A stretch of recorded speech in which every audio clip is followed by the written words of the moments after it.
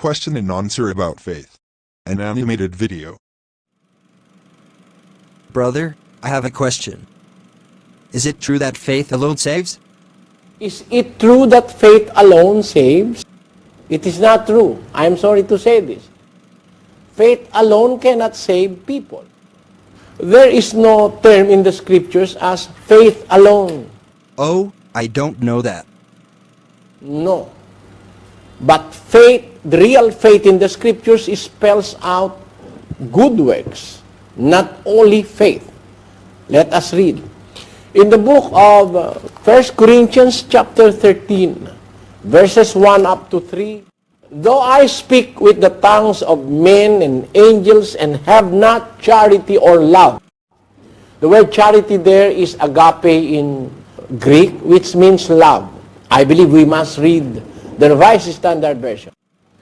If I speak in the tongues of men and of angels but have not love, I am a noisy gong or clanging cymbal. And if I have prophetic powers and understand all mysteries and all knowledge, and if I have all faith so as to remove mountains but have not love, I am nothing. You see that? I see. Now I know. This is not just an ordinary kind of faith. It's a very excellent faith, according to the Apostle Paul.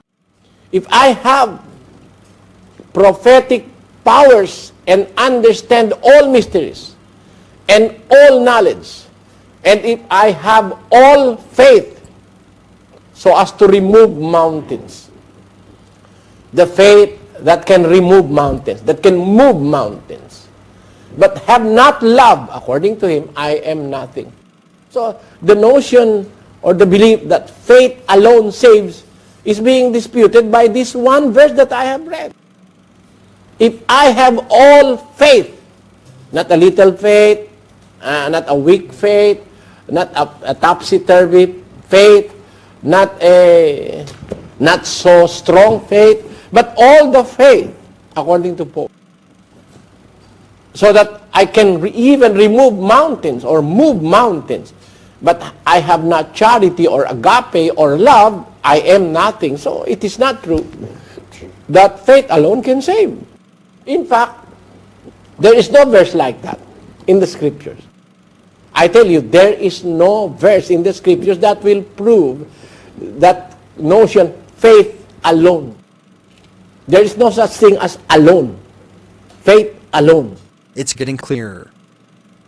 Faith must be accompanied by works. Let us read. James chapter 2, verse 22, it says, you see that faith was active along with his works, and faith was completed by works. So the completion or the perfection of faith is works. Let us read in the King James Version. Seest thou how faith wrought with his works, and by works was faith made perfect? See? It is by works that faith is made perfect. So, minus work, faith alone, for them, faith alone saves. No. Minus work, you cannot even call it faith, because faith is coupled with works. The real meaning of faith is with works, as the Apostle James said. Seest thou how faith wrought with his works, and by works was faith made perfect? There are misconceptions that faith alone can save. Faith is the primary step that you have to take in order to serve God. It is the number one thing that you have to accept, to have faith. But it doesn't end there. In 1 Corinthians chapter 13, verse 13, it says, and now abideth faith, hope, charity, these three. But the greatest of these is charity. Let us read the Revised Standard Version. So faith, hope, love, abide. These three. But the greatest of this is love. You see? It is not even faith, which is called by the Apostle Paul as the greatest of the three essence of salvation.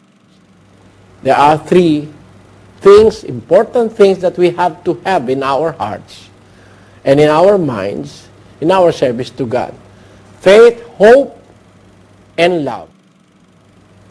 These three must abide in us. And the greatest of this is love, not even faith.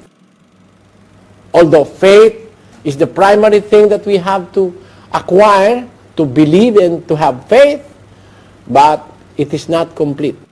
So the question, is it true that faith alone saves? It is not true. It is not true. It is not true. May I tell you, it is not true. It is a simple deceit or a simple fraud. It is not wise to believe that. It is not biblical. Because in the Bible, even have all the faith, according to Paul. But if I do not have love or charity, then I am nothing. 13:2 of the book of 1 Corinthians. That is our answer. I fully understood your explanation, brother. Very convincing.